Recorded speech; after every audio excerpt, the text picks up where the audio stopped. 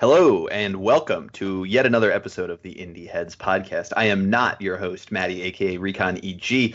He's a wuss. Yeah, he's got them chipmunk cheeks, baby. He had his wisdom teeth taken out. He's got no power, and so I will be filling in as your dutiful host today, AJ at @andmoser on Twitter.com. And boy, howdy, do we have an all-star lineup today to talk about some good stuff and some very bad stuff.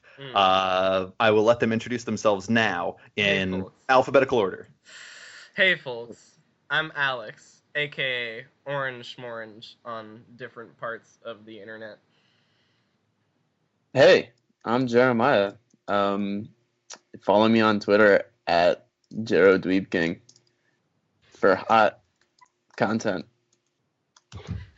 I'm Lily at Lily Makowski on Twitter. I was so terrified there because J and L are so close to each other on the alphabet that I was like, I hope this coin toss lands the right way. I was actually expecting Lily to go checks first. out. I was expecting Lily to go first, and then Jeremiah went, and I said, no, he's off the rails already. But then I realized that I cannot count letters. Everyone sing the alphabet together. Also, I need to mention that the Korean man is back on the street corner where I live. On the weekends, there's a Korean man who does karaoke and projects it through his speakers so that like literally everyone in the neighborhood can hear it. And he just now started. And so apologies if you hear any karaoke echoing through my window.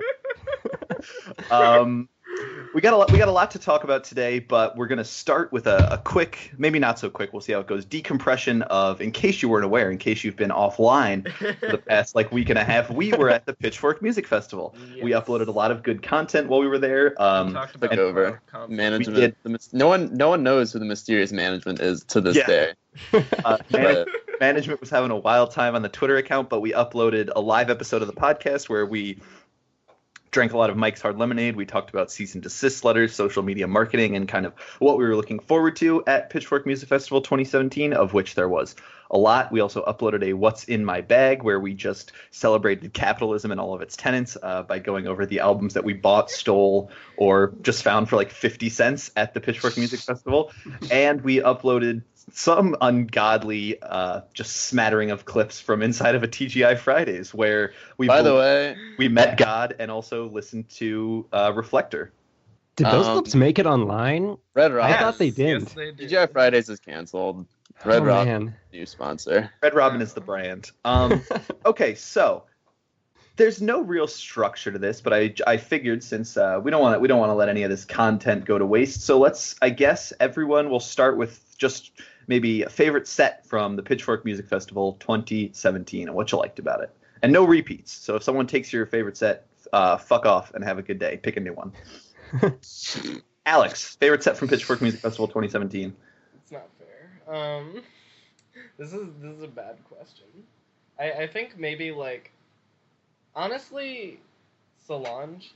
See, the thing is, there are different things to like about different sets. Like, LCD, had me really emotional, and I enjoyed that set a lot, but Solange was the most engaging to, watch and be a part of, and so probably that, just, all her choreography and, just her stage set, and it was just a good, well-performed thing. Yeah, I watched it from kind of afar, but, the lighting, it was all red when I was watching, and the big ass triangle and the dancers on stage was great, and it sounded really good. Yeah. But that was just not my vibe for the evening. So yeah. I'm just gonna break the arbitrary format I set here. Is anyone's number one LCD sound system? Just curious. No. I'm gonna say it's a personal number one for me. That was the most emotionally significant set of the weekend. But what I would do to break format, I think I would break down my picks into 3 different categories. So right, I think I'm in the same boat. Yeah. Yeah. So most personally significant set for me was definitely LCD. That was the one I got in for and definitely got the most into of any set, and that was just a really satisfying experience to finally see them.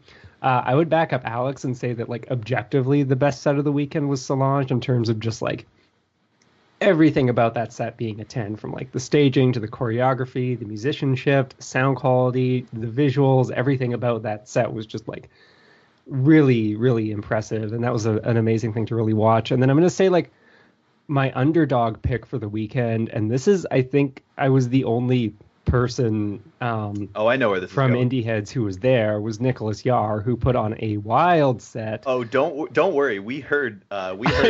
We heard the Mr. bass at American football. We were just trying American to hang out. football Be was great. sad. American football was actually really, really good. Yeah. Surprisingly, and like it was weird Yeah. because the crowd was into it the whole time, and they did play a lot of LP2, which, as we're aware here on the Indieheads podcast, is a good album, and B, I don't know, American football not received critically well, but everyone was kind of into it, and they played, I would say, 75% newer stuff rather than old stuff. They played, I think, 3 songs off of the first album, and that was it. But why I brought up LCD Sound System is I was thinking about this to myself earlier. I was re-listening to the singles. I do that a lot. And I was like, you know what? The LCD Sound System set at Pitchfork was just so fucking good, and nobody talked about it because it was just yeah, of course, it's LCD Sound System. Yeah. They put on a fucking incredible set. It was ceremonious to be there and actually see LCD Sound System performing. Yeah. But it wasn't holy shit. And I saw them a month ago at one of their Brooklyn shows, and that was the one where it was I was openly sobbing in a way I've never at a show before, when they closed with All My Friends, just broken on the inside. And the set was a little bit longer, but they didn't play Home, which they did at Pitchfork Music Festival. So I would almost say that those sets were equal in my mind, because Home is my second favorite. Oh yeah, I forgot they played Home. They played Oh, Home, and I was like, they're playing Home. They Yeah. played I Can Change. That was fucked up. That was a honestly. highlight. I Can Change It was messed not me up okay. so hard. Mhm. This is a controversial take. That's not a top 10 LCD Sound System song for me. And for some reason, within the first 20 seconds of that song, I was tears falling off my chin, It was just weeping. It we're just got me going so for it. hard. Yeah. I hope that our thoughts on their set doesn't reflect on their album later this year, in being that just oh, of course it's good. It's fucking LCD Sound System, and it just kind of stays in the back of people's minds. Because I really do think that album has the potential to get up there and fuck up some year-end charts when it does drop on September 1st. Just That's actually, another note about not that LCD Sound. far. That's Another crazy. note about LCD set is I went back through the set list later and counted. I did openly weep I Can Change style for 8 out of 14 songs of that set list, which I think is the record for the weekend. So me and Kasha ended up at the back because we Oh. because the crowd was really hostile. So we ended up by the baseball field where all the parents were dancing with their little kids, and the kids were so cute. And then apparently we later learned the next day that one of the people at the first aid tent had been filming us dancing for most of the set. She was Dancing like, yourself. "You guys were so cute. I filmed you the entire time." And I was like, "Wow." You're What is speak out to there? my agent about that. My favorite set of the weekend. Quick special shout out to Jeff Rosenstock for just being a banger and a half. Saw him twice, but Tribe Called Quest just Really? blew it out of the motherfucking water. Yeah, I was stupefied by their performance, electrified, all sorts of ified by that performance. Just because of how special that last album was, how politically charged it was, and how personally relevant as a Tribe fan, what with Fife Dog not being in the picture anymore, and they honored him in the most incredible way on stage with the empty microphone stand the whole time, and they played That all was the just- most genius move I've ever seen. It For was someone just- a band addressing a dead band member. Yeah. That was perfectly and executed. they kept it was I don't even know if it was well rehearsed, but the way they kind of just positioned themselves on stage around that stand, and it was really special because that was their first full set performance in years. I think they had done Yeah. two or three songs on SNL and at the Grammys, and we were talking about how that set was completely unpredictable going in on our live episode, just because would there be guests? There was talk going around that Busta Rhymes was basically an unofficial touring member of A Tribe Called Quest at this point, and they had no guests. It was just them. I think the biggest surprise kind of deviation in the set was when they did the Kanye West song Spaceship, yeah, which was just oh, they're fucking doing that. But yeah, the energy was consistent for the full hour and a half, and the ending where they did We the People 3 times in a row, I and thought then they we're just did like, 4. Didn't they I do think it was 4? they ran it back 3 times. Yeah. So I thought they ran it back 3 times, then interrupted it in the middle, and then like did the last half at the very it was end. just absurd because like the first time I was like, this is incredible, and then they just kept doing it, and I was like, it's somehow not lost any of its effectiveness, even though they just did it 30 seconds ago. Somehow it's the emotional heft of Q-Tip like visibly feeling that was necessary that made that like a very poignant decision. It was clearly not planned, but the crowd was just like, that's the one, and then Q-Tip was just, yo, that's the one. Like, it was just like, good night, peace, get out of here. That set was crazy good. And Green Stage was unreliable with sound all weekend, especially during rap sets. And so we tried to just get up there and be like, listen up, motherfuckers.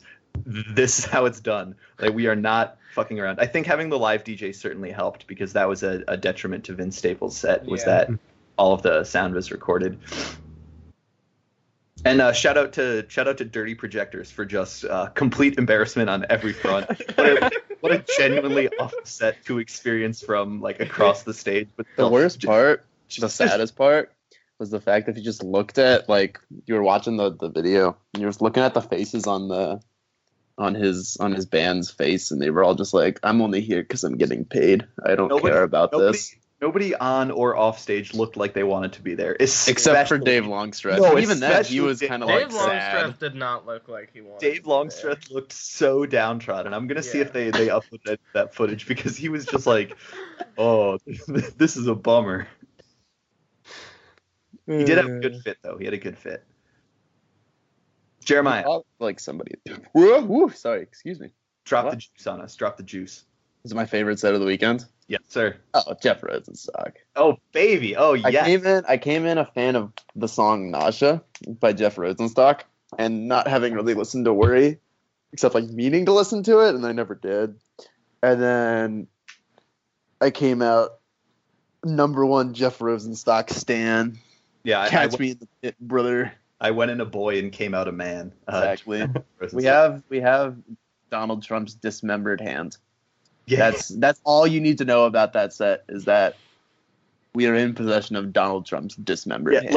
Let's give a quick rundown of the moments that would have had any other musical act completely barred from Pitchfork for the rest of the conceivable time. #1, giving a shout out to predictably Ian Cohen, when Jeff Rosenstock said, shout out to whoever got fired for letting us play this festival. Ian Cohen, the real, just throwing that 8.0 right out there. Taking one for the team. Taking one for the team. Also, just revealing the amount they were paid to play the festival on stage before launching into festival song is just like a legendary moment. Also, that was the moment for me where I was like, oh, he is out here to burn a bridge. Like, he is not fucking around with his complete disdain for this festival. And also just, like the 1:30 red stage slot is just a wild card, because that was like car seat headrest last year. If you want to find the mosh pits at Pitchfork Music Festival, be at Red Stage around 1:30 p.m. and just see what happens, because you'll find them. And yeah, obviously the dismembering of the Donald Trump doll was pretty great too. He made us do the wave multiple times, like back to. Apparently, I read some interviews. Apparently, it's his first ever festival show. Oh yeah, that was without a doubt. That was the biggest set he has, or the biggest like stage he has ever played, bar none. Like, multiply the previous contender probably by like at least 2 or 3. Jeff Which Rosenstock is crazy, because he's such like an iconic figure to me. Yeah, he's prolific in certain circles, many of which we walk around in. That's what I loved about his set, is that like, even though it was a big festival set, it really felt like a small punk show still. Like, everyone there was a diehard, everyone was in it on like the same level, just the dynamic was perfect. That like, yeah, that was a fantastic set. Yeah, it was pretty wild. Definitely the best, I will say. If we had to do another award for the festival, that was the best crowd for sure. Oh, definitely, yeah. The American football crowd was pretty great too, because it was just like everyone in flannel shirts, just kind of like with their arms crossed, just kind of like bouncing up and down for 45 minutes. It was definitely a fun one.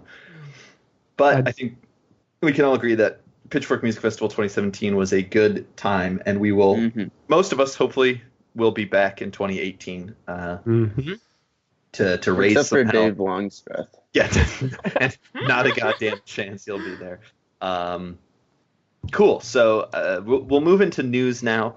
We're gonna start with a big and very unfortunate, upsetting story of this week. Chester Bennington, the frontman of Linkin Park, everyone's favorite indie band, tragically died, hung himself at 41 years old, leaving behind 6 children.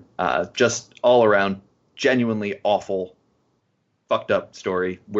I think I speak for all of us, and we were like genuinely moved and upset by this news because it was so unexpected and just genuinely awful. He was very close with Chris Cornell of Soundgarden, who died in a similar manner earlier this year, and it's honestly really fucked up. And like the weight of it didn't like hit me until it had happened, and I was like, yeah, that's pretty fucked up. Linkin Park was like the first band that I was really like into as an active music listener, where I was like, this is what like a CD is, and like this is kind of what a band as a unit is, music rather than just like random songs in sequence on the radio or something like that. And they were formative, I think, for a lot of people our age, and now their music, which had kind of become like a punchline on the internet, just has this very, very eerie quality to it, because all of the signs of depression and mental issues were there in the lyrics clearly. And I think that's why it's sort of, the Linkin Park discography had always resonated.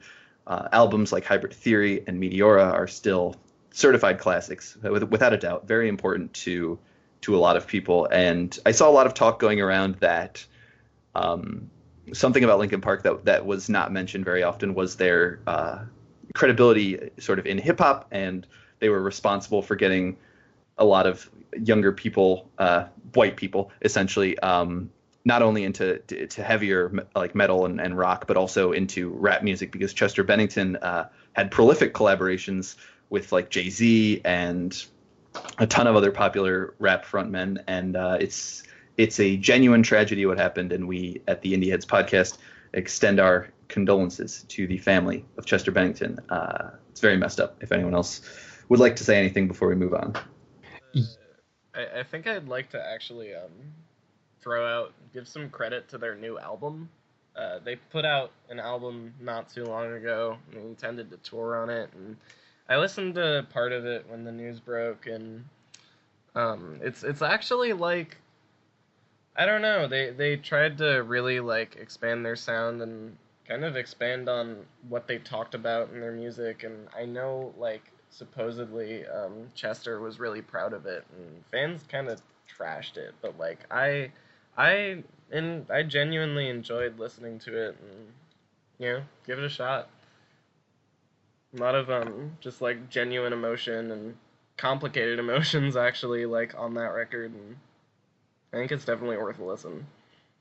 Yeah, I definitely want to just like echo everything AJ said about like how formative their music was to me in a way that I'd sort of like forgotten about until this news came out, and I was like, oh wow, like I can only imagine how like devastated young me would be to like know this is going to happen. And I think it's definitely, I haven't gone back and listened to any of their music since hearing about this news. I felt like, should I like in tribute or something just to like honor him? And like it's really too raw still, and there really is like a very eerie shadow, like AJ said, that sort of hangs over their discography now. It's such a tragic close to I guess their narrative as a band, and just it completely twists the tone of their music. I listened to Meteora on the day it happened. It was just like actually moved to tears multiple times, especially on songs like Somewhere I Belong and Breaking the Habit. It was just like, it's so very obvious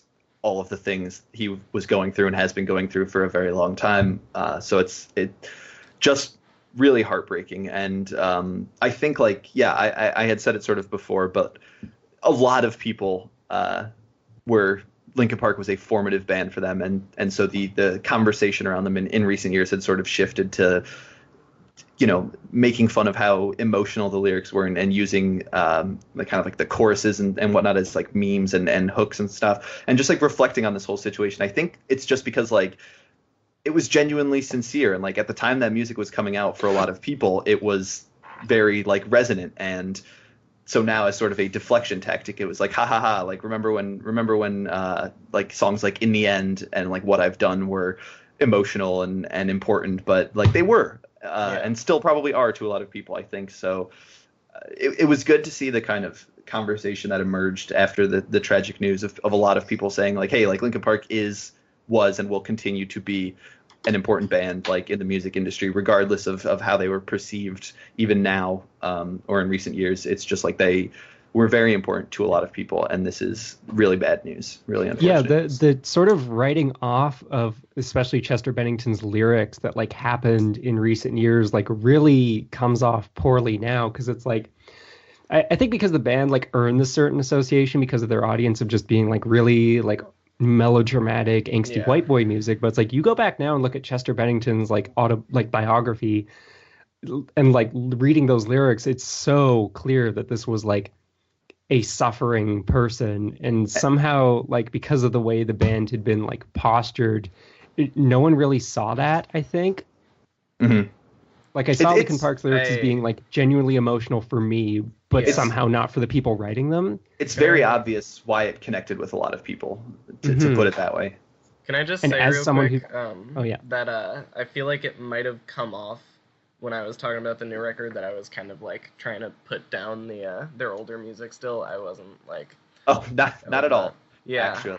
Just like... I also just, as long as we're taking like Linkin Park seriously again in a critical context, I want to shout out how well Reanimation has aged. Like, people wrote that off as a remix project. I would probably say that's like my favorite album of theirs now, and it holds up really well in terms of being like a fusion of experimental electronic music, heavy music, and rap music in a way that like did not really exist at the time. And I think you hear a lot more of that album in particular in music now, and it's very interesting to hear. No, to your point, it's going to be impossible to not take Linkin Park seriously moving forward from this. It will be like impossible to not have that importance and that weight behind their music now, just with what happened and everything. So great band, and we are all very, it's still pretty raw in my opinion. It was shocking to me how genuinely upset I was by that happening. I was actually like pretty immediately devastated, which was also really a surprise because Linkin Park was not in my mind anymore, really, except for when I'd like see jokes on Twitter using their lyrics or like stuff like that. Like, yeah, and I mean I did make fun of them from time to time too, and I definitely would say I regret that now. Like, certainly, yeah, it's I mean it's why it's the kind of revisionist history thing. It's why I will never deny the first couple Muse albums being also on a similar note to Linkin Park extremely important to me, even though Muse should stop being a band, but albums like Origin of Symmetry and Absolution and Showbiz were like genuinely formative to me in the same way Linkin Park's music was. And so just however wild Matt Bellamy wants to get with his lyrics, I will always defend Muse to a fault, even. Yeah, I definitely regret now, like in the past couple of years, just because of how much of a meme and sort of a joke band they become, like sort of suppressing like how significant Linkin Park were to me and not like standing up for them in a sense. Like, I genuinely think their first 3 albums are like very good albums that hold up and have a lot of substance to them. And I definitely regret not, articulating that point more before, this really tragic thing happened that makes you view their music in a totally different way. It's kind of like, I think a lot of people fail to recognize how good the songwriting is on those albums because they involve a lot of sounds that are now seen as like outdated or cliche, but like if you really sit down and listen to it, those are like fantastic pop songs and songs in general. Like just it's just good. They're structurally fantastic. The melodies are impeccable too, and in regards to sounds, 100%. Like I think probably like my favorite contribution to that band now is like Johan. Like as much as people sort of like wrote off the inclusion of electronics, if you listen to like the atmospherics on sound like Points of Authority or like With You, those songs sound incredibly cool still. Like I've never heard those sounds replicated elsewhere in music in that particular way, and that was like definitely a part of their aesthetic that leapt out to me very early on. And I think, maybe that's another like role Linkin Park played in my life, is just like turning me on to the validity of electronic music a little bit, which is not something I'd ever seen in retrospect, but like electronics were so like integral to what made their sound so distinct that then being able to hear, similar sounds being used in a different context, was really important in retrospect. But yeah, I think we've gone over everything we really need to. The point should stand that they were genuinely formative in a lot of ways to a lot of people, and were an important band. Can I just touch on one last thing real quick? Yeah, for sure. I think part of the reason why there was this whole thing, like, kind of why they stopped being taken seriously in general is, like, actually how people listen to music, and, like, people kind of, like, especially when you're younger, you tend to, like, search for ways you can relate to the lyrics, even if it's, like, significantly, like, I don't know, not as extreme, or, I don't know, like, you're really kind of pushing it, and, like, I think a lot of it was people listened to that music in, like, a way, and, like, related to it in a way that was kind of melodramatic, but, like, I think it obviously is wrong to call that music melodramatic. Like, it was kind of a deflection of, or a denial of that stuff ever being important, being like, no, of course not. I never like cried to Meteora when I was like 13. That's absurd. Yeah. Who would do such a thing? But again, tragic news. We're going to move on to a few shorter things before our main topic here, one of which being Drag City, who have notoriously been anti-streaming in the past, are starting to roll out some of their catalog onto, I think, just Apple Music, because I don't see them on Spotify. But this includes, American Water by Silver Jews. And more importantly, all the entire Joanna Newsom discography. Oh, yeah, that's right. A lot of people have they put up Divers? No, Divers is coming to be determined. But a lot of people, a lot of snakes on Indieheads were like, "Oh, I'm not going to just buy this Joanna Newsom album if I can't stream it or test it out first. So listen up, you turkeys, listen to Joanna Newsom now. You have no excuse." I think this also includes the entire Ty Segall discography, which is good stuff. Silver Jews, like Jeremiah said, it's weird to see them doing this now, and the way they rolled it out, it was like, we're going to pretend like these are like new releases or something. And it's like, yeah, give the music to the kids, bro, as Kanye West would say. There's nothing substantial to comment on this, so I guess everyone just give me your favorite Joanna Newsom album. It should be Yeast, unless it's Divers, which is also pretty fucked up. Divers is my favorite. Goddamn, Joanna Newsom. I love Joanna Newsom. I stand by that take. I would die for Joanna Newsom. Yes.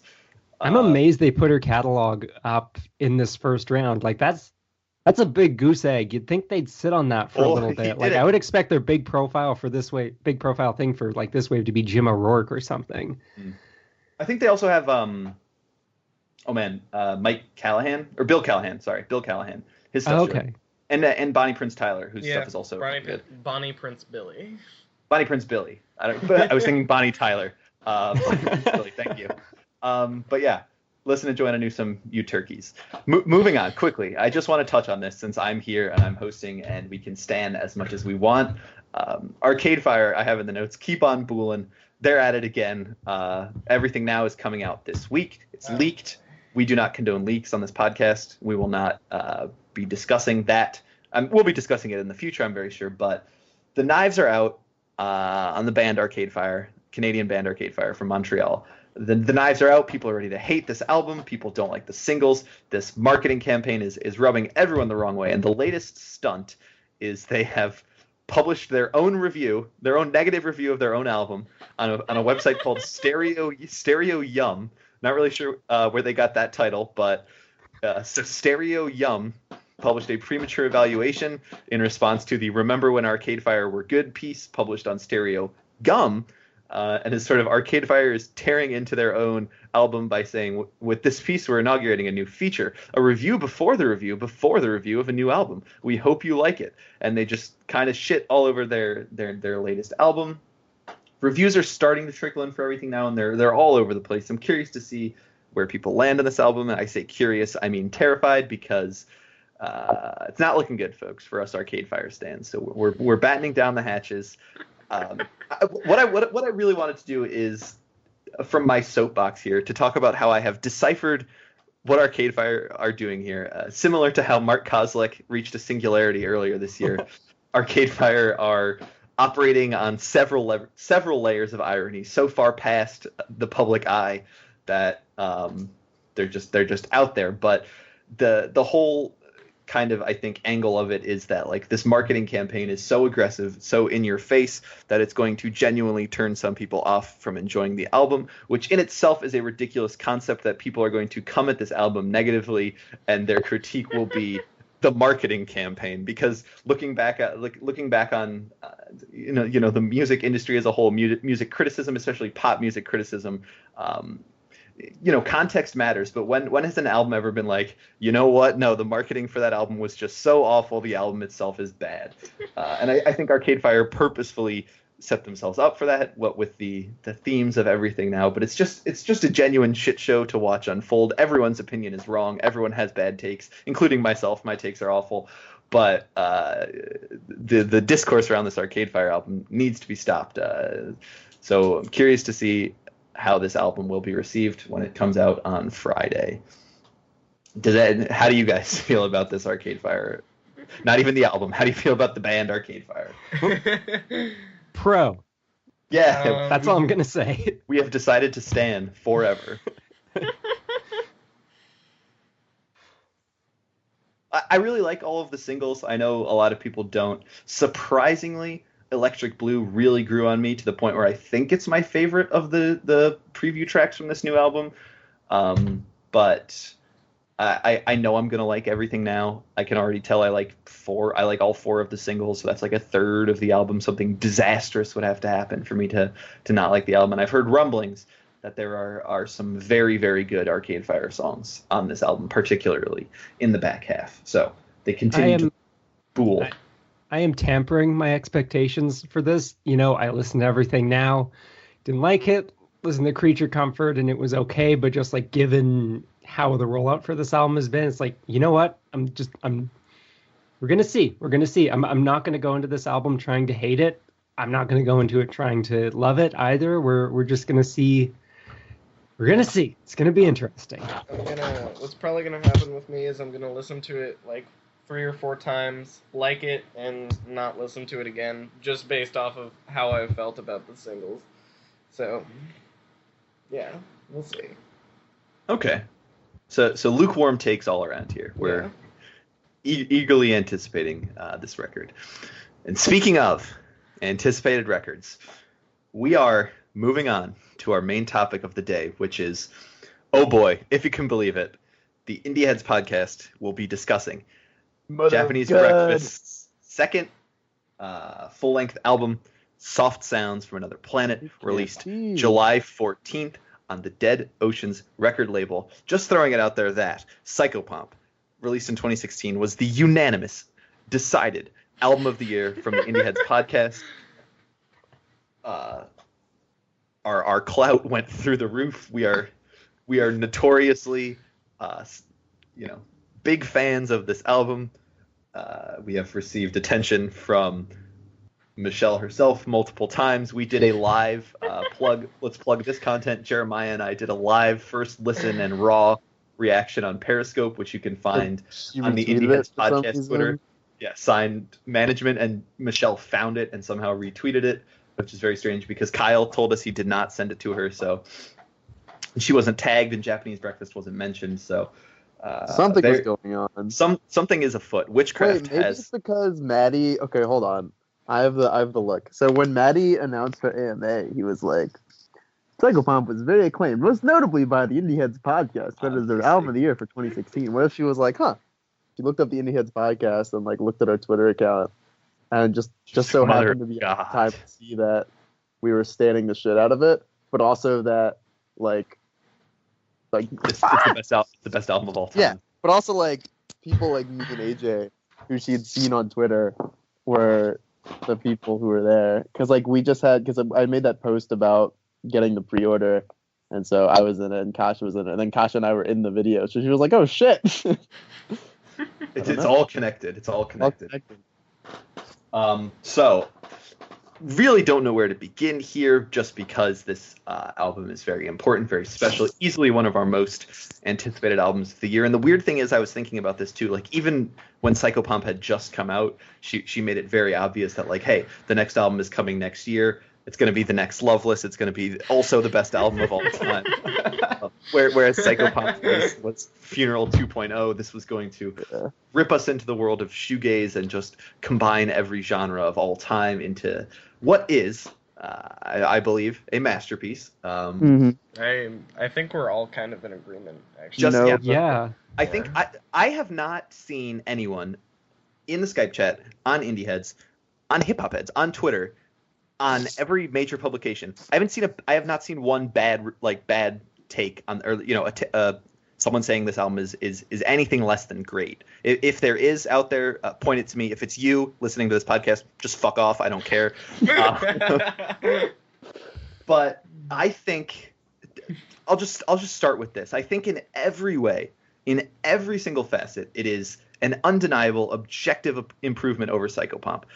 Psychopomp is such a personally special, resonant, important album for that aspect of just discovery, unexpected. Like, this is incredible. That I don't think it will replace it in the pantheon of my like favorite albums of all time, which Psychopomp just continues to climb that list the further we get away from release.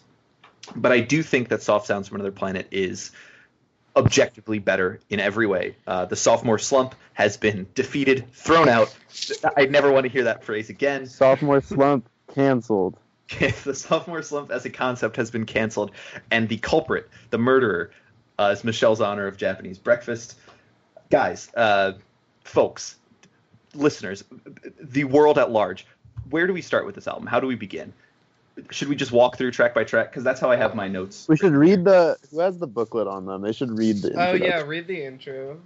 Oh, okay. Do you want me to do that? Yeah, you should do that. I have the booklet with me. It's going to be, like, long. It's, like, a very long note. Yes. That's yeah. Okay, we're okay taking, like, up to 5 minutes to do this? Yeah. Okay. So here it is. This letter is signed March 12th, 2017. Recent. Notable. All right. Originally, this record was going to be titled Here Come the Tubular Bells. Tubular bells were made to sound like church bells. They're played by hitting grated tubes with a mallet. You can hear them at the end of the record and in the outro of Till Death.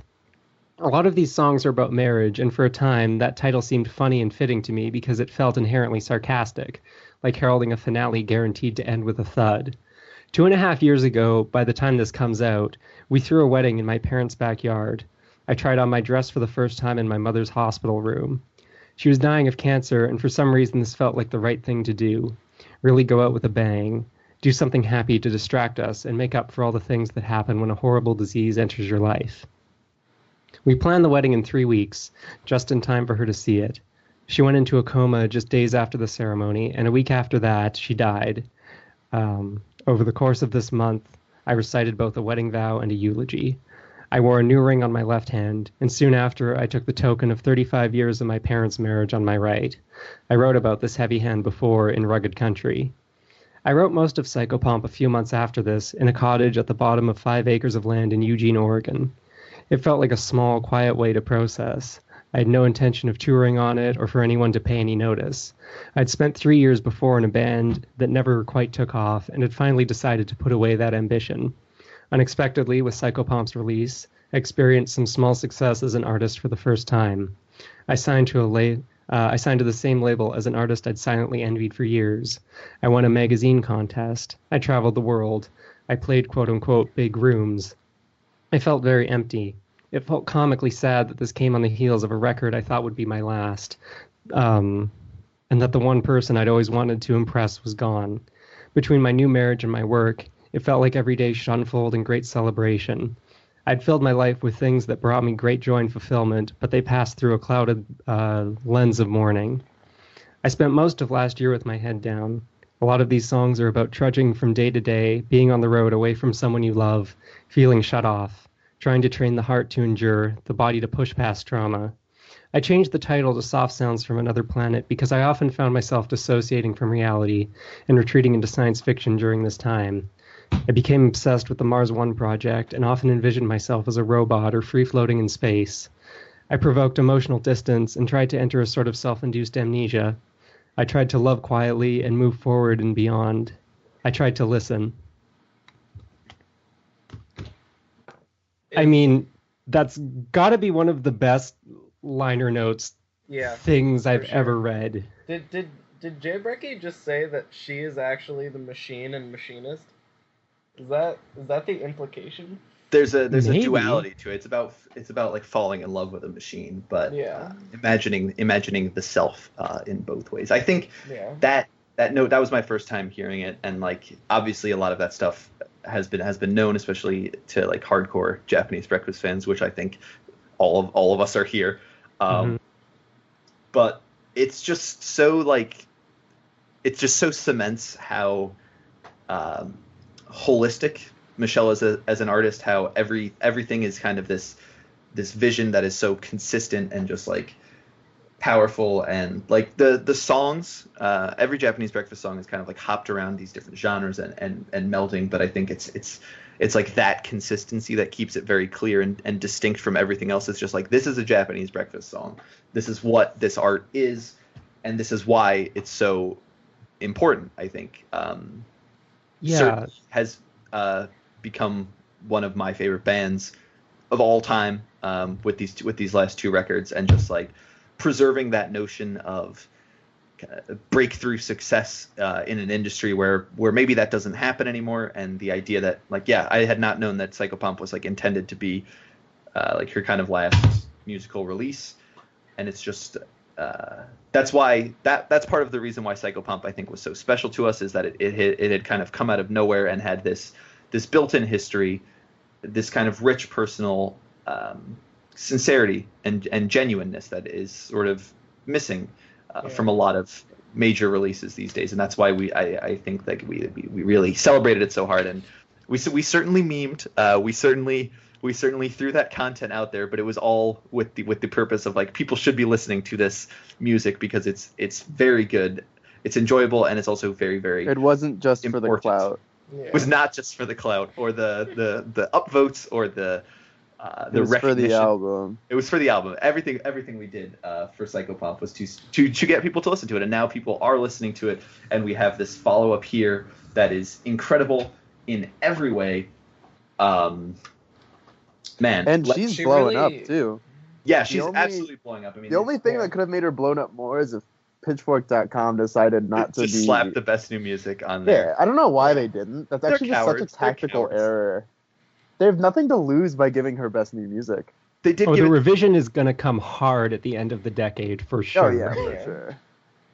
They did give it the best score of all time, the 8.0, if I'm remembering correctly, which you cannot beat. Before we like get into, I think we should just go track by track through it and kind of share our thoughts. The thing that like teased the album in that official press release was that less of a concept album about space exploration. It was described so much as it is a moved board come to life over the course of 12 tracks. Michelle Zauner explores a sonic landscape of her own design, one that's big enough to contain all of her influences. And I think like her voice being the consistent driving force in this album was something that I was like actively thinking about while I was listening, and that was the thing that was sticking out, is that it goes a lot of places, and it's this like cosmically influenced record that like is also just very much about one-on-one relationships in a lot of ways, and there's so many themes that we're gonna try and get into here, but this album is like really about kind of what it means to love someone and what it means to be hurt by that person and to hurt that person. Like, that's kind of what a lot of the tracks seem to focus on, and it's just really like real representation about that, and it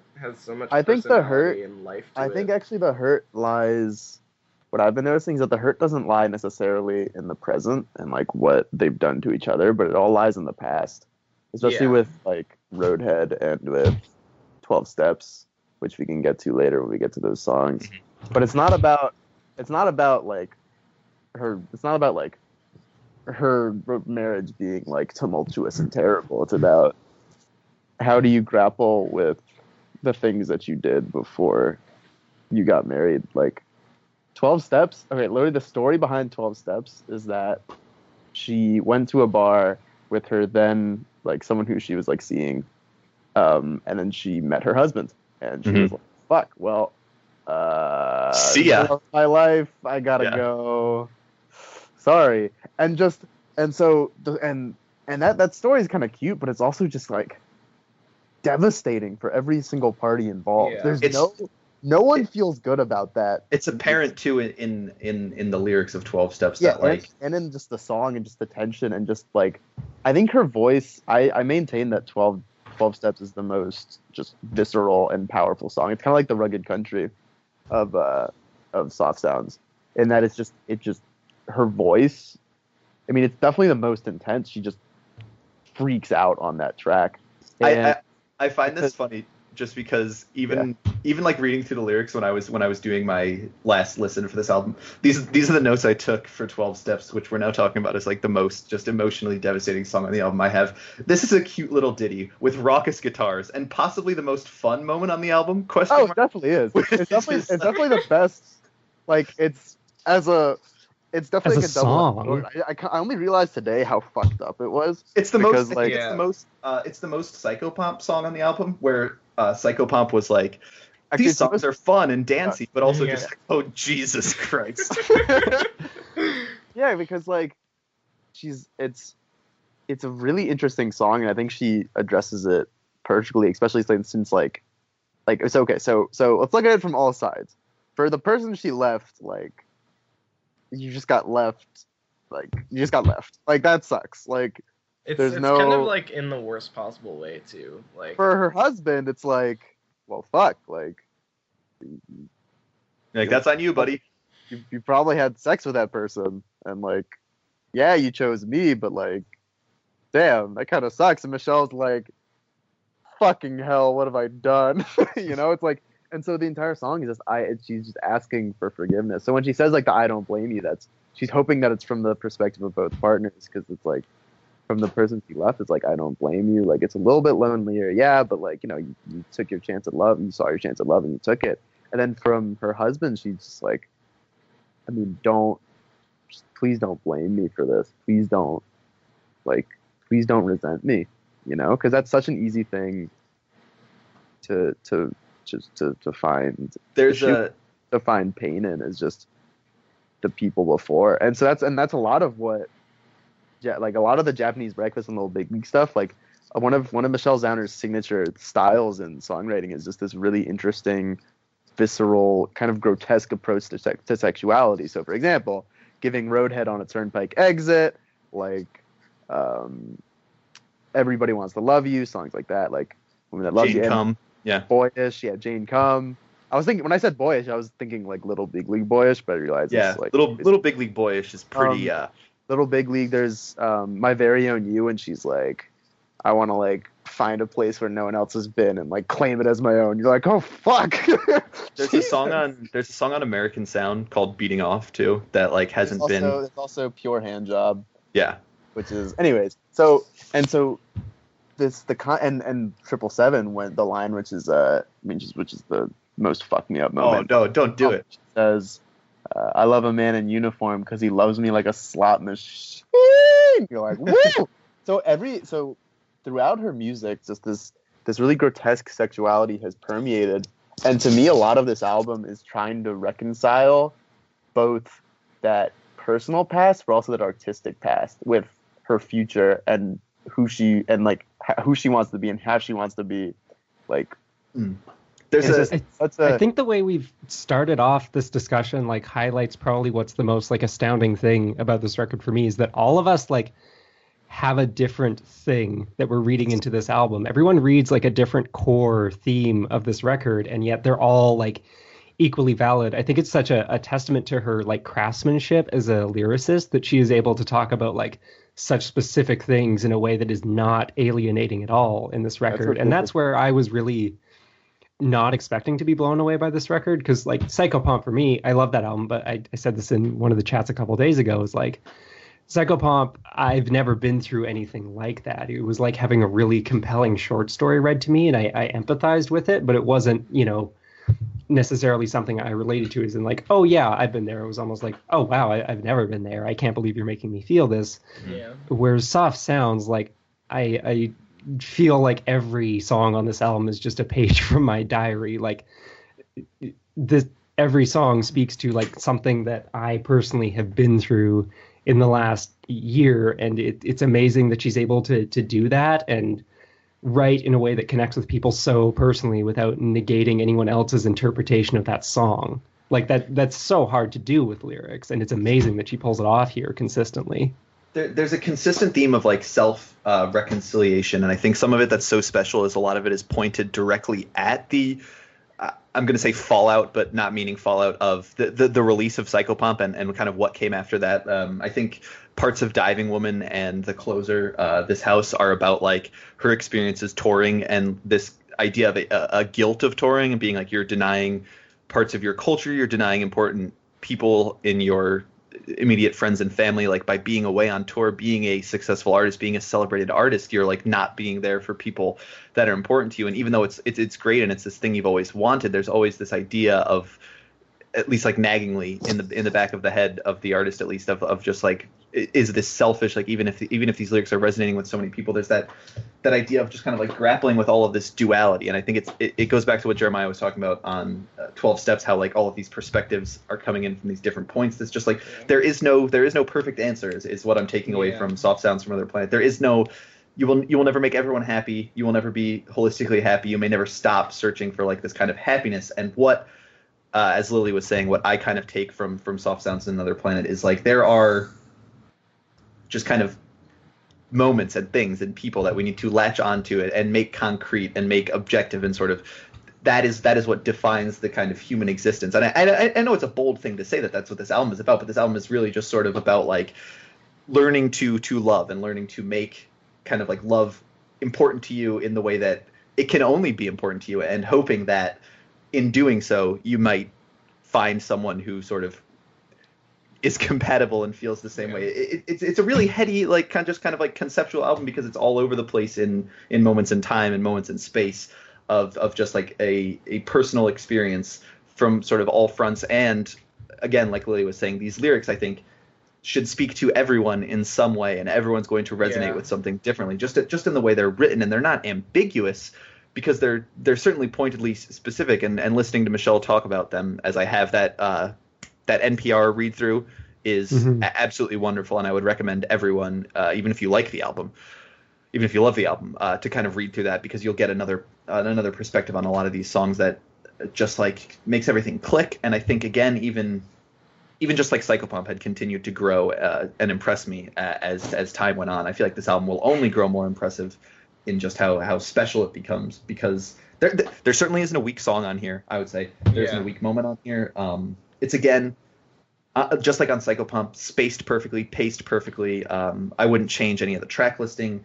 The interludes do what they need to do. One thing I did want to mention, though, that Will had brought up earlier, friend of the podcast, Will for Thrill, had mentioned that the singles he thought were all poor choices to represent the album overall. And I do think I agree with him there. It's not that they're bad songs, but just like sort of, it did set up like that. That's why maybe the first listen was so like, oh man, like this is some shit right here. Because like the singles are the kind of fun songs. I think they tease this like. I disagree, but continue what you're saying. Well, I think that Jeremiah and I had this experience when we saw her open for Slowdive in May, hearing Diving Woman and Body is a Blade for the first time. I think those are like would have been perfect representers contained in themselves. I think Diving Woman would have been. I think I'm glad she didn't release Diving Woman as a single, because that would have been like a Sparks by Beach House thing where people are like, "What? What? There's a saxophone. Where's my shoegaze?" You're like, shoegaze. Easy, guys. Let's get back into some structure here and just go all in on Diving Woman. I mean, Jesus Christ, this is the most accomplished thing she's done by far. expansive, almost 7 minutes long. Those guitars, that saxophone, like you were mentioning, like this song is just an incredible, encompassing like introduction to the album. It's irresponsible the way this album starts with Diving Woman, and that she names drops Desire Lines by Deer Hunter as like a direct sonic inspiration for the song. It's just like, of course you hear it, but just like, oh my god, this song Literally, it's a fourth of the length of Psychopomp. That's true. That's what I really love about it, is the way this song announces itself and announces the album as like Yeah, and this then is in not the article, she was Psychopomp. like- This is something else. He's like, yeah, I know that I made a 26-minute masterpiece. I know that it's 26 minutes long. Thank you. I'm aware. But also, I can also make like a 7-minute banger. and you're like, woo! And the thing is, it is a banger. And It's she an stops absolute singing like banger. 3 minutes in, and it just keeps your attention fully. It's just like wrapped, you know. And it is a similar chord progression to Heft, I noticed, but I think in like I don't know anything about music, but and it's just legit. And the drums are like, and you're like, ah! Can we It's can we like- talk about the warbly synth noise at the very beginning? Oh, absolutely. Because what a fucking like introduction! Like it's like Yeah. 1,000 horns, but just like one like little synth note. Yeah. And I think the way this kicks the album off lyrically too is so on point. I think this song particularly highlights the like precision there are to her lyrics and how she is able to embed so much meaning in that. Like just the first line, "I want to be a woman of regimen," is so loaded on so many levels, and that she's able to convey that layer of that level of complexity so simply, and then like also embed it within like this gorgeous instrumentation is just it's a really breathtaking opener. Yeah, I think this is one of like the later songs. I'm trying to remember like from what I've heard, the various pieces I've heard. This is one of like the last or like most recently written songs that appears on the album. That makes And sense. It goes back to what I was talking about how it's sort of a reflection of like the touring process, and there's a callback to like it's about Korean diving women, and that's what like the Woman of Regimen line It's also means. about the album Divers by Joanna. By Joanna. Like, yeah, if you're gonna go there, it's just like unbelievable. But also as a start for the album, just the entire like image, the entire metaphor of a diving woman is, I think you might have mentioned it, I might have been zoning out, and you might have said this already, but it's just a perfectly apt metaphor for the entire album. It's a perfectly apt metaphor for just diving, you know, and just disassociating, just trying to hold your breath, trying to survive, trying to make something out of nothing, you know, and it's like, Yeah, the end, like the last lines. Sure, To and me, what? it kind of touches on themes that are discussed later. Like I can't remember which song, but oh Jesus, I'm sorry. Hang on. It's the police I calling. They say cannot- stop Alright, talking about I'll this be right 10 minutes on back. album. Okay. So Roadhead has a great video. I think Roadhead is a perfect single, in my opinion. Yeah, I think Roadhead- Roadhead as a single it's just as a song, it and Diving Woman as a 1-2 punch. Oh my like, god. because I was listening to it while mowing the lawn today, and it was starting to get a little bit drizzly. And I mean, okay, Roadhead and Diving Woman are both songs you can just melt into. But so Diving Woman kind of sets the stage, and then Roadhead immediately takes you to the perverse, like sexual, just terribly sad, like destructive, just tumultuous world of the Japanese breakfast, like of just the way she Canon, approaches the her canon, sexuality, just her essentially. canon, yeah, and just everything about that song. I think that's a perfect song. I think that's Yeah, really Road- one of the best Roadhead's songs. perfect.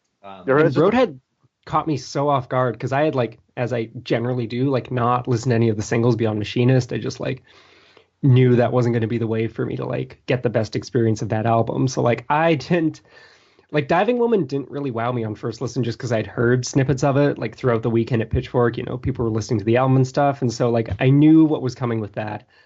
I did not see Roadhead coming at Have you all. watched- So like I have you was watched listening the to that video? on the plane on the way back, and it just like completely floored me. Like within the first 10 seconds, my jaw had just dropped that this song existed, and that like the lyrics in this song are embedded with so much pain and conflict and this sense of like abandonment and disconnect from one's body and like utilization of one's own sexuality. And there's this amazing fragility and smallness about it as well. It's just I've never heard a song capture that combination of emotions before, but that's like a combination I know so intimately. And so to just like be able to hear that and realize, oh, I've never heard a song do this before was like, it was a really profoundly revelatory experience for me. And like, I'll talk a little bit more about my first listening experience this album later, but I mean, yeah, Roadhead may already be one of the best songs I've ever heard. I think it's the best thing she's done. I cannot sing that song's praises enough. I've just been listening to it on repeat over and over, just astounded at what it accomplishes in such a compact span. Hearing how it has changed from the American Sound release in like 2014 too is super interesting because it's less than a minute long there, and it's basically just sort of like the same guitar riff and like a very stripped down version of the song, and hearing it kind of like blown out here as she does with a lot of her music is super interesting to hear kind of like the quote unquote finalized version of this. We then get Machinist, which was the lead single, and a lot of people were like, I don't know, I don't like this. I don't know what this is. Okay, There's auto tune. What fools? The thing with the singles is that as a lead up to the album, as single, if this was a conventional album rollout, the singles would not make sense.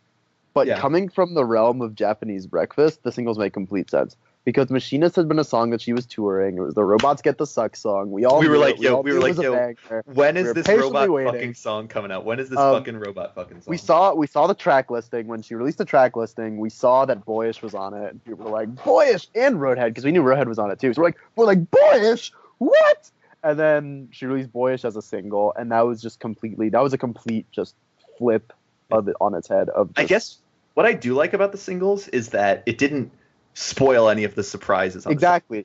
And it was sort of, it's hard to say fan service because obviously like there's very specifically tailored to like me and Jeremiah. Like us. Yeah, exactly. I mean, it's like fan service to us. So she released Boyish, and Boyish was a complete flipped. It just completely flips the Little Big League song on its head. Just completely. The only thing that's like constant is like the lyrics and like the chorus being just the most visceral, just like, wow.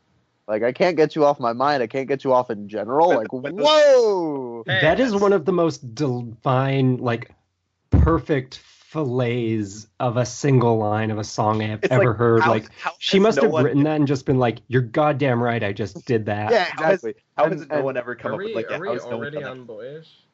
Yeah. No, we're just really. talking about the singles. Okay. We have it. It's like, it definitely sticks out as the weird one, the kind of, like, fun...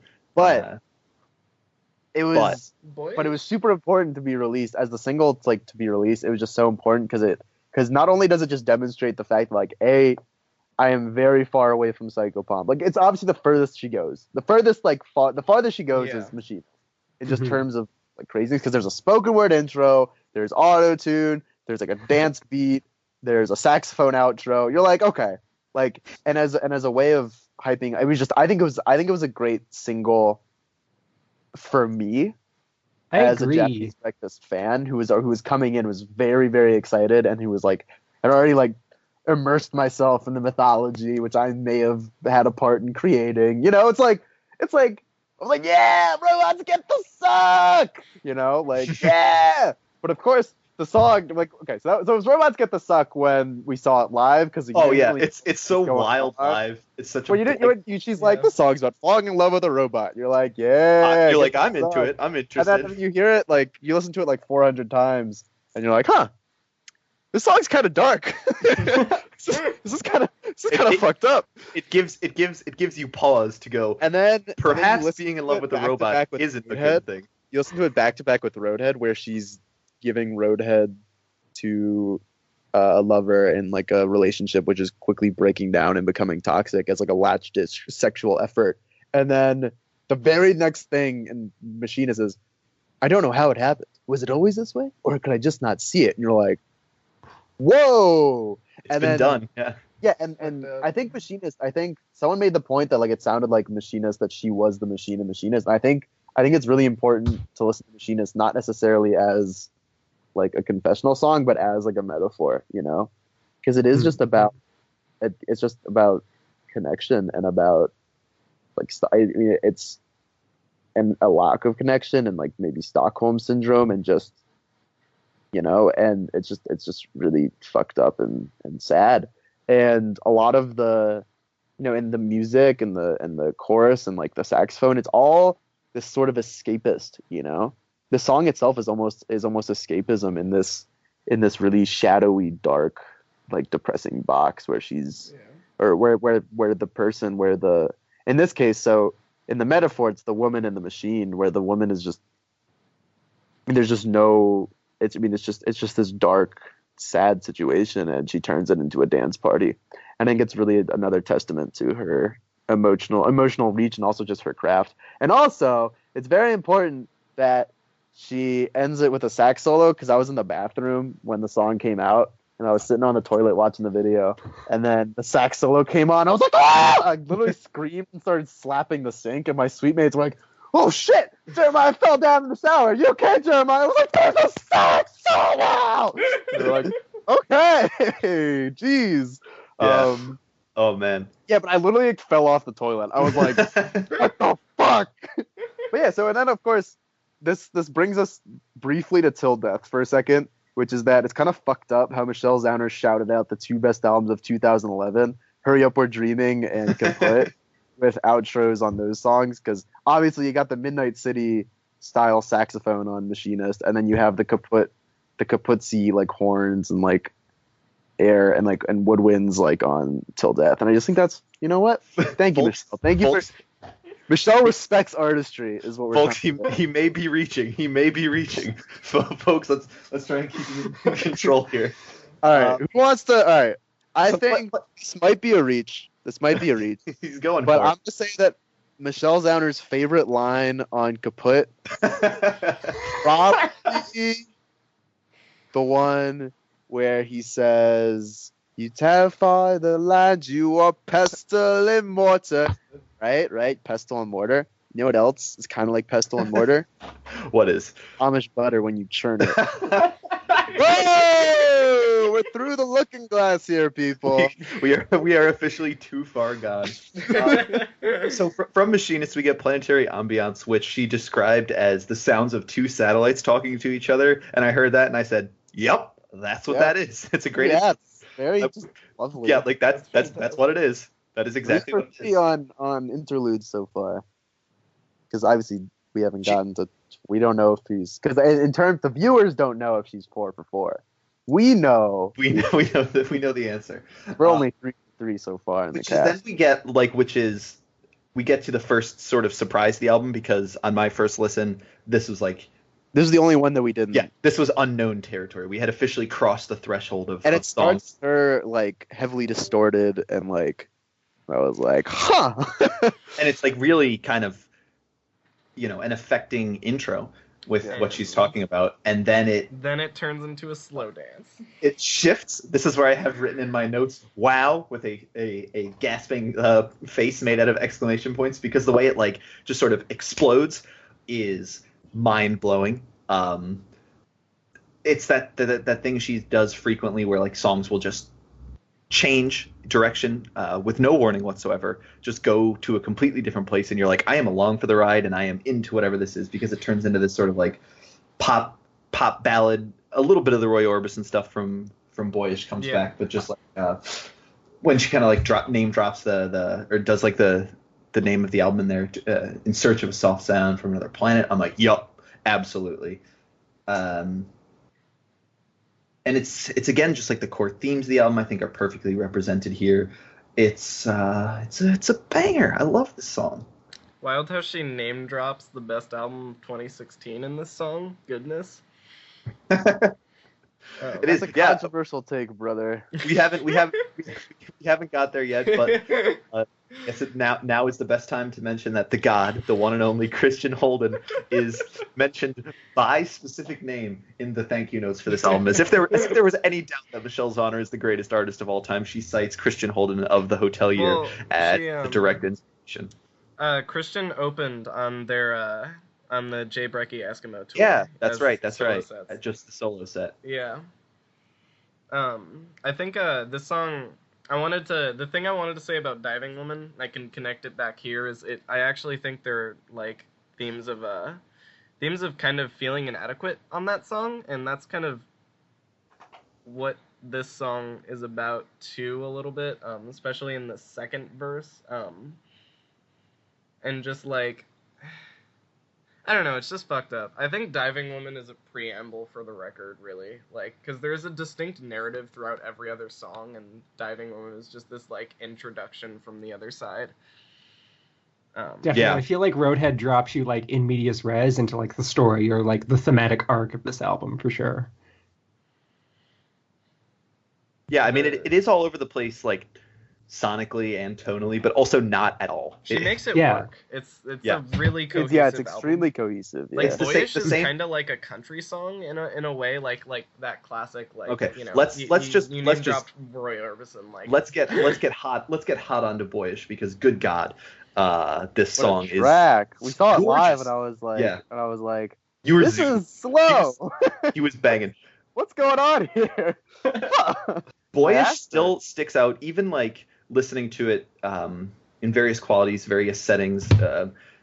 Boyish sounds so crisp and so clean, even in not to put down the other songs, but there's something about Boyish that is like, this is quite possibly the most gorgeous thing that has ever entered my ears. It's just perfectly crafted.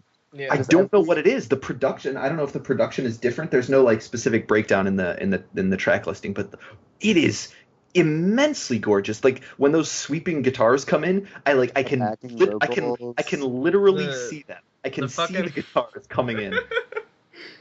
The percussion on this track is so important, and it's like it's got so much personality to it. The fact that she decided to include like, I don't know, it reminds me of just like fucking. Also, the Spurs, bass line is like, fucking filthy. Oh my God.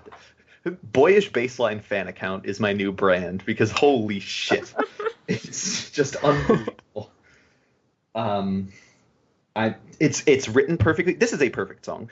We've said that about a few songs in this album. But my only regret is that she cut out. So in the Little Big League voice, there's a part where she's like, "We keep putting our clothes back on before the date is done," and they're like, "What's the point if it's just making out?" And she gets back into the chorus, and that was like the bridge, and it's not in the Japanese breakfast voice, which probably makes sense given it's a good kind of distinction. Given 3 years later, it's just a very different place for her. But I did love that bridge, and I kind of miss it. But I love how she says that she like remade Boyish on this album specifically because she felt like the Little Big League version wasn't good enough, and it's like, Michelle, sweetie, you are doing amazing. Do not worry. Yeah, do not worry about it.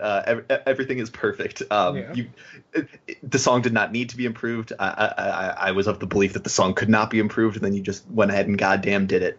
Unbelievable. You know, which is how I look that. And the thing is, instead of it being like, which is just me not being able to do the song, it's like, leave, and then like the other leaves start coming in. You're like, whoa, Michelle, easy. Calm down here. Does anyone have anything new to say about 12 Step? We should redo our. Yeah. Actually, I forgot that we kind of talked about this at the beginning. This is like 12 Step makes me physically anxious. That's a very fair. I think what she describes in this song is something like, if you've ever loved someone and been in like a long-term relationship with someone, you've had fears that they're going to meet someone better than you. And she describes literally doing that and leaving that person. It's just like it stresses me out. I need to take some more time with 12 Step, because I'm in shock at how just objectively wrong I was. Jeremiah was like, before we recorded the podcast, Jeremiah was, I forget what he said. He was like, a hot take, 12 Step is like the most fuck me up song on the album. And I said, this is going to be a podcast, because I think it's like the most fun song on here. I am objectively wrong. And then looking into the lyrics and stuff, it's just like, oh my God, she's done it again. Just once more. I mean, Yeah. how does she do both? It's amazing that she's able to do both of those things on every album. Is have like the most fun and upbeat song simultaneously be the most like absolutely crushing. It's because her emotions are real, and the emotions she's like. And we can talk about that vocal take. Actually, like the vocal really, take is all one take, and it's just like she just doesn't stop. Good. Oh, yeah, that was the first solo take is- she did, right? Yeah. Jesus. It was the first That's take she fucked did. up. And like, it's just as a song. I mean, obviously it's just perfectly crafted, and it's the song that's probably the most. It's not like the rock song, you know. It's the one you're like, yeah. And you're Reminds like, me of Crying. Has anyone listened to Crying on this particular? Yeah. Reminds me of the Fleeting Gates or whatever. Yeah, Beyond. It reminds me most of the first Little Big League album. That's definitely the most Little Big League song on the record, which is like good. But because also certainly. like 12 Steps is like a barn. Yep. And like, so you're like, all right, I like that throwback, but it means very progressive. It's very soft sounds. It meshes perfectly in the album, but as like its theme, and I think Lily, you mentioned earlier how like one thing that's really cool is that there's so many core themes, and I was like, you're exactly right. But I realized that what's happening, what I said about 12 Steps, about how it's like just this awful just situation for everyone involved.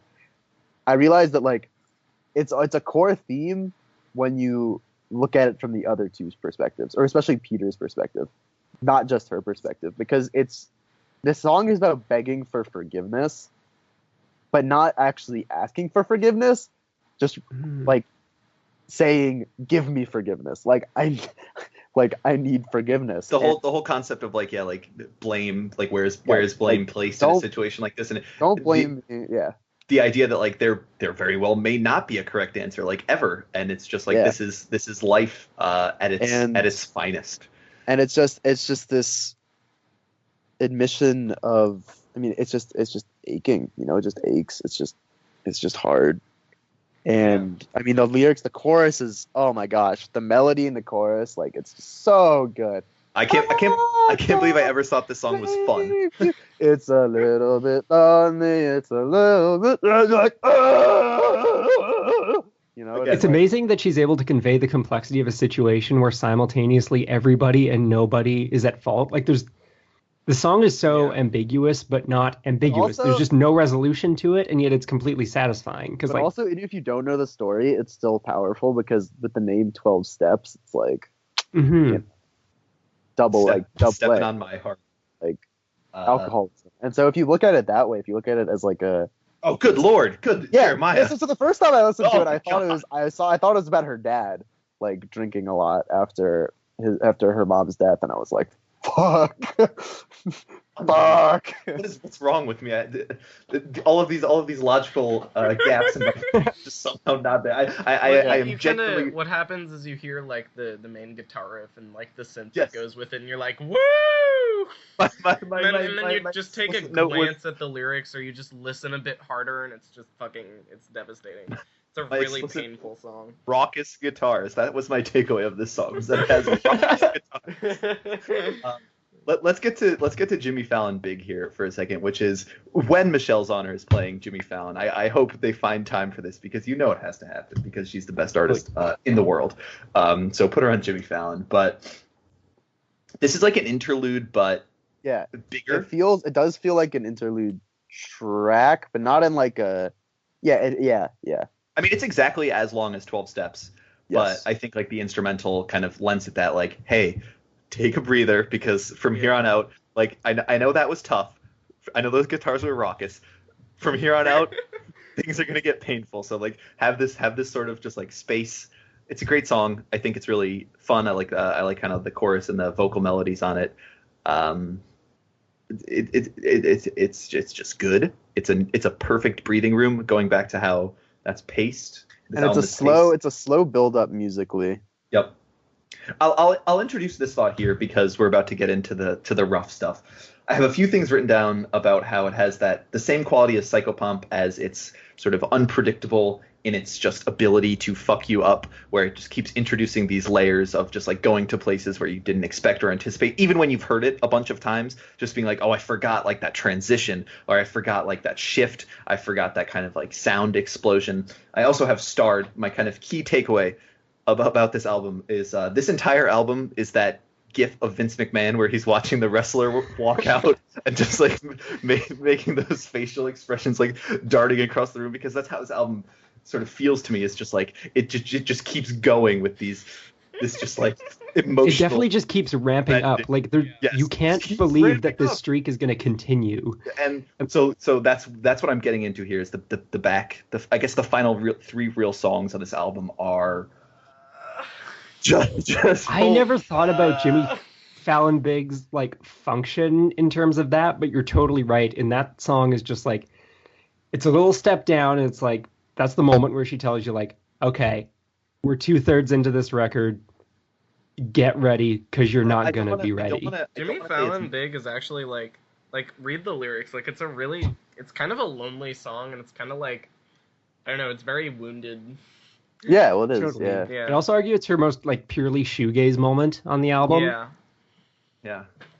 But like when Body in a Blade just fucking hits, goddamn, it just kind of starts is like that snap transition I've been talking about, but just it comes in with that guitar riff and the way it's just like so violently building to something, and you know what's coming. I think the songwriting on the chorus especially, where it's like the body is a blade that cuts path from day to day, something about while your brain is writhing and your blood is flowing. Is and just what's the instrument? What's the instrument that she uses that she was making her husband donate, and then her producer was like, "Wait a minute, we should use this." Oh, I don't remember. I can't remember what it's called. She talks about it, but that's the weird like the zwing, zwing, zwing noise in the second half of the song. Like, Body as a Blade is just like, that's just a doozy. There's no if and or buts about it. It's a DOOZY. Really fucking well structured. She's a genius. Bottom, it's just perfect. Like she is a genius when it comes to pacing. Like yeah, which is something I've been very outspoken about this on the podcast before. Is that like if your album loses steam and it's too long, like that will actively disinterest me from your album. And so like when I see it's the Drake meme of like, you know, albums over 40 minutes, kind of giving it the shirk, but then I see an album under like 35 minutes and I guess sign me up for that. Give me one of those, please. Something interesting is that I still don't know how long this album is. It's 37 it's minutes. Infinite. It's also it always catches me off guard because it's so expansive and like fleshed out compared to Psychopomp, but then whenever it's done, I'm like, oh, that's it? Like that took no time at all. To me. Like I have the same thing with Psychopomp. Like Psychopomp does not feel like 27 minutes. You know, it just goes it just exists always and is forever when you're listening to it, and then when it's done it's like, oh right, that's the way it's you know. Like that's the way it needed to be. But like while it's happening, it could go on forever, and I'd be like. The big thing about Psychopomp that we really hammered home in quite a few places all over the place was just that like in 25 minutes, it's such a consuming, effective listen that like, you know, is intensely hard to replicate, and like many more accomplished artists with longer albums have just come nowhere near close to the just sort of like weight that Psychopomp kind of accomplishes in such a short span, which is one of like the key takeaways of our stannery is the cumulative impact of Psychopomp is truly astounding, that you're able to listen to an album in that amount of time, and at the end every time I get this feeling of just like and how you can follow up.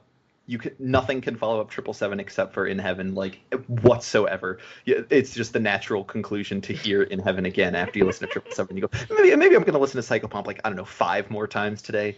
I have 777 is one of the closers I need like a 2-minute window of silence for, just like out of respect. Like, nothing comes after that.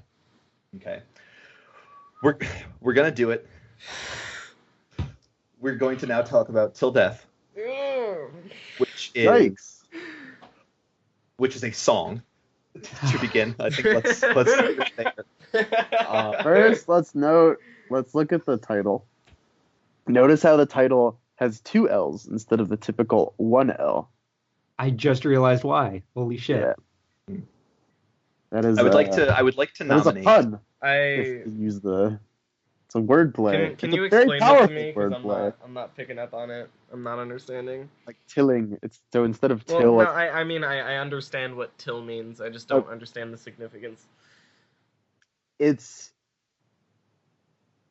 about how you essentially it's like work, I guess, is the best way to. It's about laying the groundwork, about that's fucked up. backbreaking labor in the sun, and how when people say till death, like until death, it really means like you're tilling death, like you're just working towards it. And you're mining it. Like I think that's maybe part of it too, is the process of recovery is trying to like mine into death and dig into it and try and come out somewhere on the other side of it, which is definitely not an angle I thought. Try and make something out of it. Try and make the opening line here.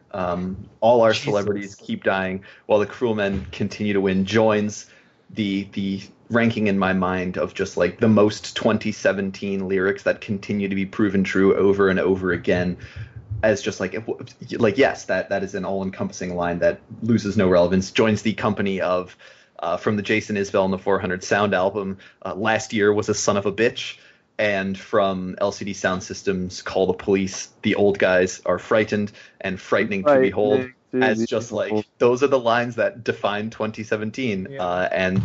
But Michelle has one-upped them all here with that one. I mean, even every single verse in the song, you're like, surely it's not going to get more like. This is the one. This is the one where it really just right because first you're like, all right, like all our celebrities keep dying while the cruel men continue, and you're like, damn, that's an opening. And then the last line of the first chorus is like, don't turn away, I'm still awake, which is like.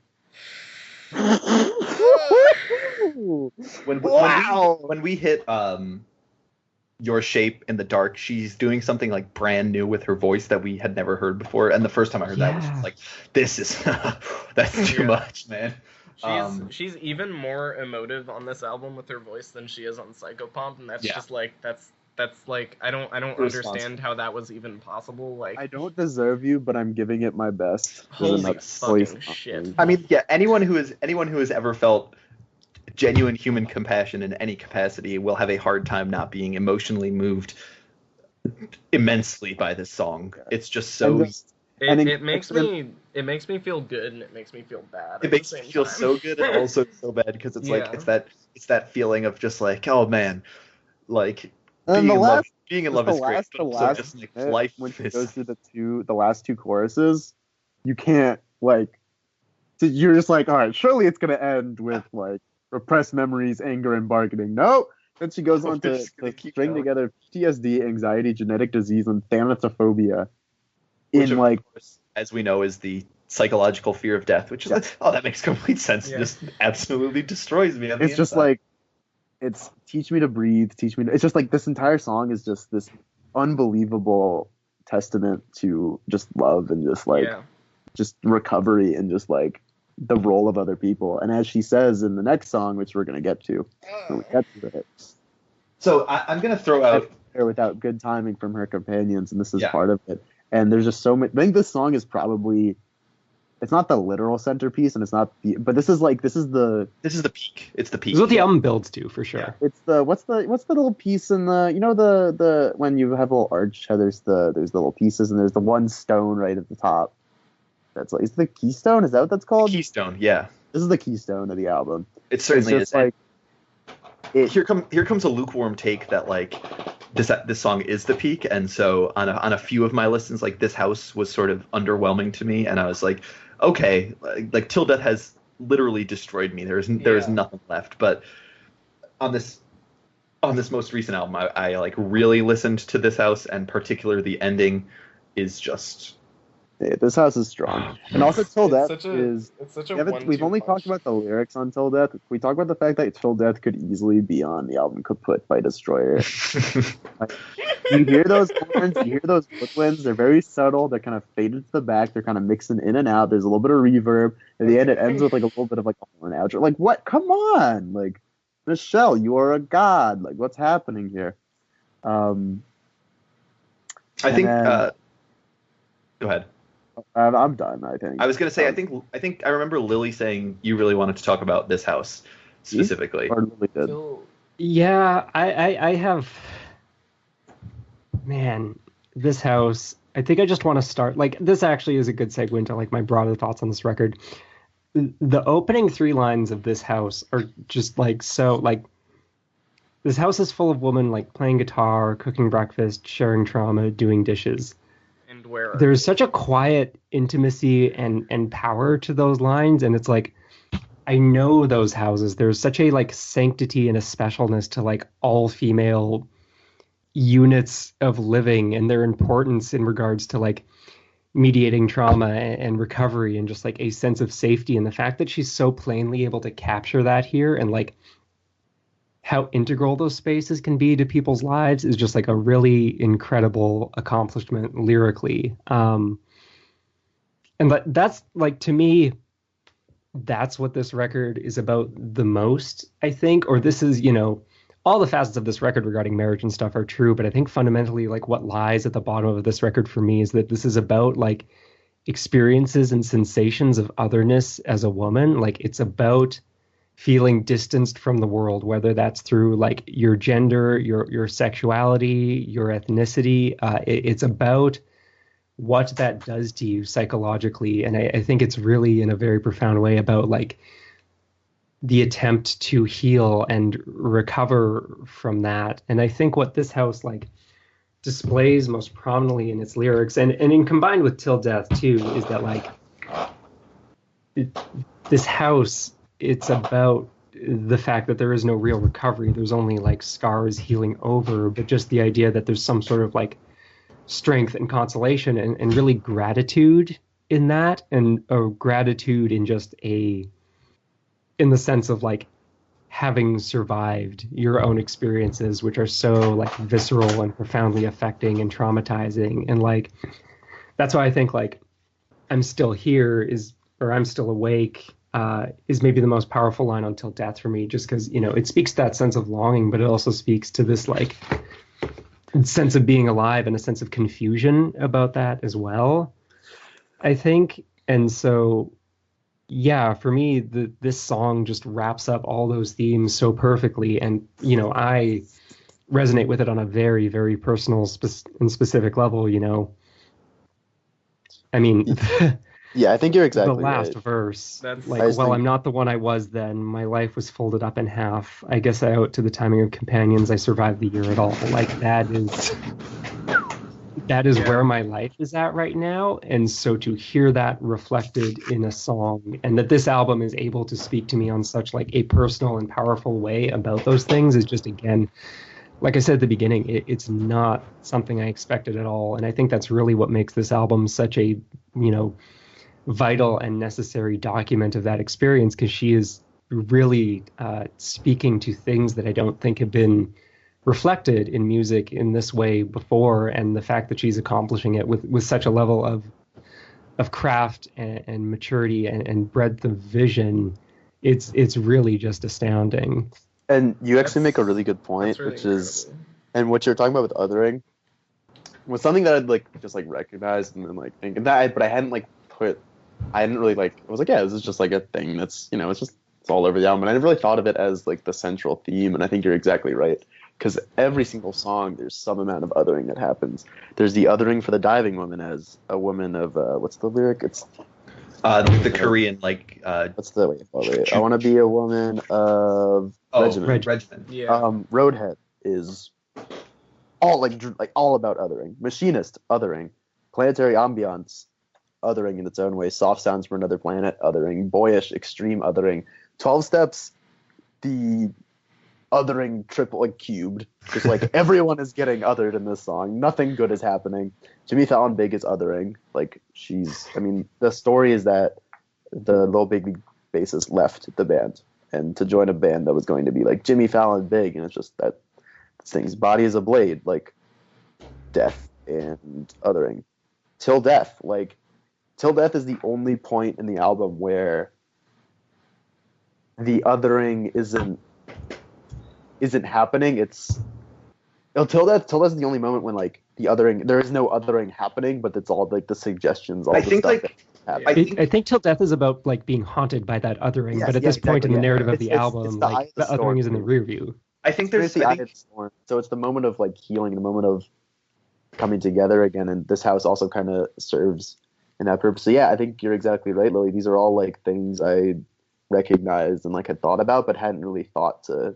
Because I was just like, yeah, like of course there can be stuff about othering. Like a key we're point talking to about it an too. Asian American like female artist who in the indie rock world who has like who like whose mom died and has just like had a lot like obviously there's this like the album's about othering, like we don't even no, like you're exactly right. That is, I mean, it's not, it's, and that, yeah, because there's all the talk about disassociation and just the soft sense from another plane. It is, I think you're exactly right. I think the album is about being an other, and even an other from yourself, I think, or an other like within a friendship and being on the outside. And again, like, so like I'm very obviously easily like able to relate to that aspect, like as a queer trans woman. But like, again, to go back to the just precision of her lyrical craft, like I said at the very beginning, the fact that she's able to, in my opinion, write an album so specifically about that, and that you guys are all still able to relate to it, is incredible. I think there's othering that happens on every song in this album in a way that it touches almost everywhere. So like, let's say you're just coming off of a horrible breakup, easily find just solace in this. Coming off like she was coming off of a horrible death, like solace. There's the you experience, like you can hear the othering, you can hear like what was happening to her, you can hear like the trauma, and you just feel like, because that is a form of othering, just that isolation. Like we usually when we think of othering, we usually think of external forces of people doing things to you, or like internal forces in terms of like mental illness. There's the main two ways, but people don't really, I for one don't never really think of death as a form of othering, because it is an isolating. Yeah. Like for the person who dies, it's all like quite literally, you're othered, you're gone, you're dead. But for everyone who's left behind, I mean, there's still that. And then maybe for someone who is happily in a relationship, but like is doing all the relationship things, you will find stuff in here. For someone who is an other, who is, for example, like Lily, you're trans, like you identify so much with it. Someone who's like I don't know, like an immigrant, and feel like it just everything. There's so much to touch in this album, I think, and I think it's a lot like Psychopomp in that way, and I think it's an incredible follow up, and I think it's just. I think actually there's another way the first lines in this house can be interpreted that tie into that as well. I had always interpreted them as actually her alone, and kind of like not being able to reconcile like different aspects of herself and not feeling totally in control over all of it. And kind of it's reflecting on her waiting for her husband to come home, and just kind of like, I don't know, like I'm having trouble putting to words. Is anyone else like kind of picking up what I'm trying to say? Yeah, I see what you're saying. I'm picking up what you're putting down.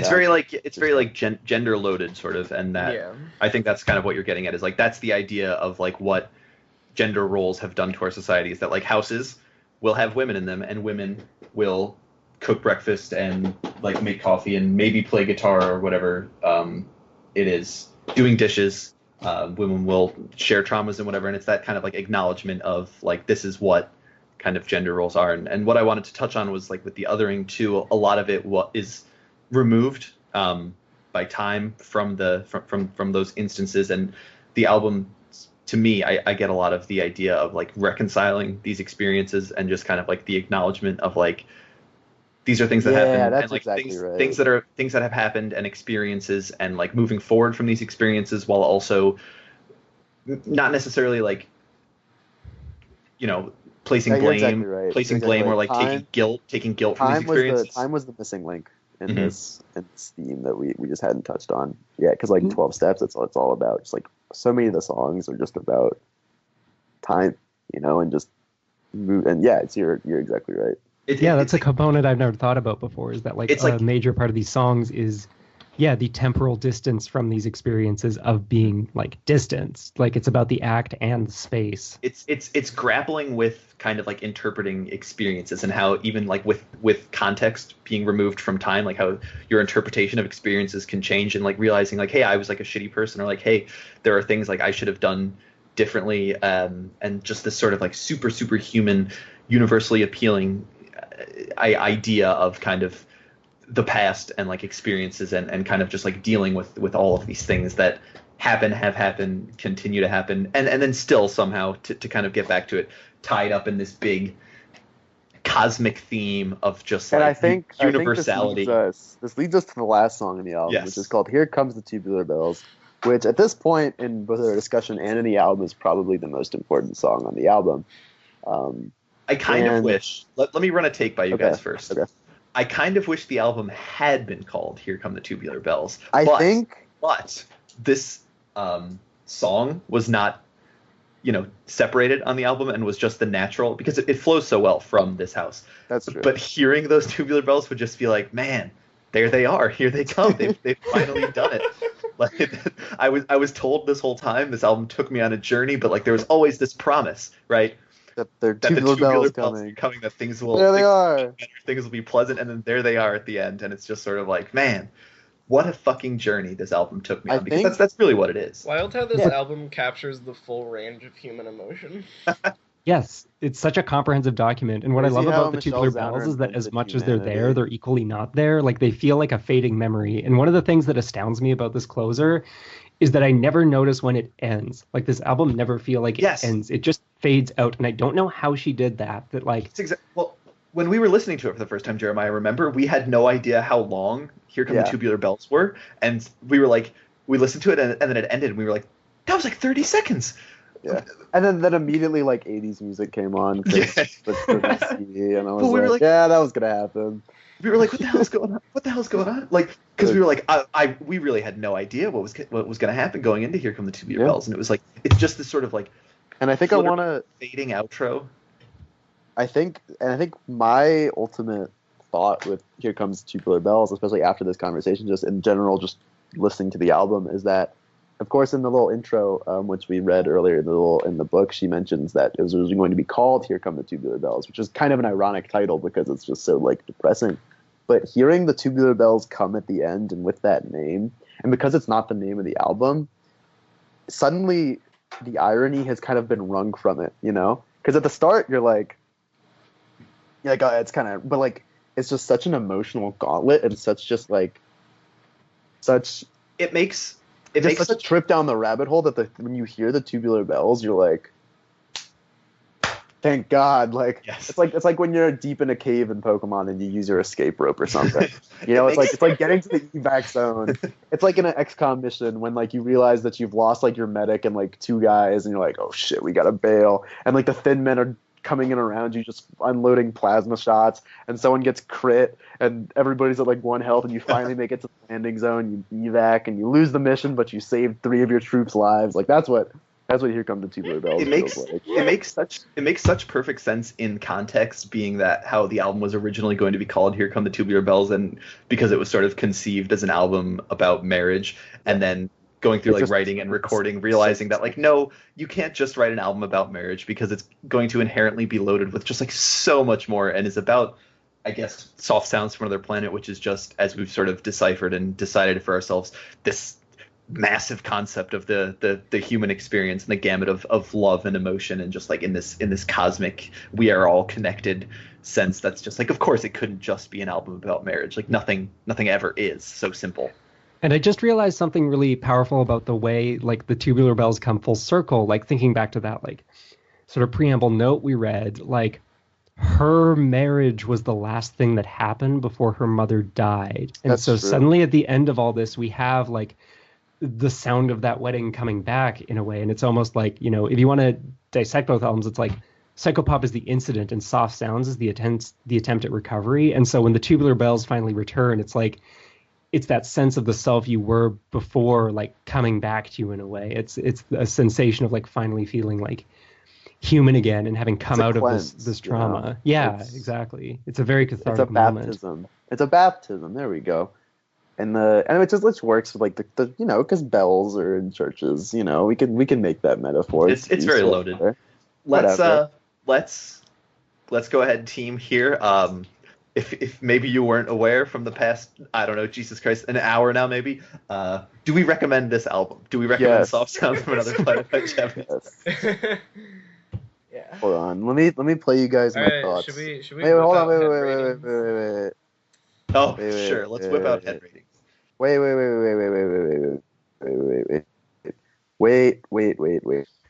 Okay, exactly. hold on a minute. Give it just a second. Give it just a moment. This is really important. There's nothing. We're just having a good time. We're all just sitting here, Let's have a few. minding our own business. Let's have some brief radio silence here. Yeah. To get the official Indieheads podcast endorsement of Soft Sounds from Another Planet. Nothing is amiss. Here's what I think about Soft Sounds from Another Planet.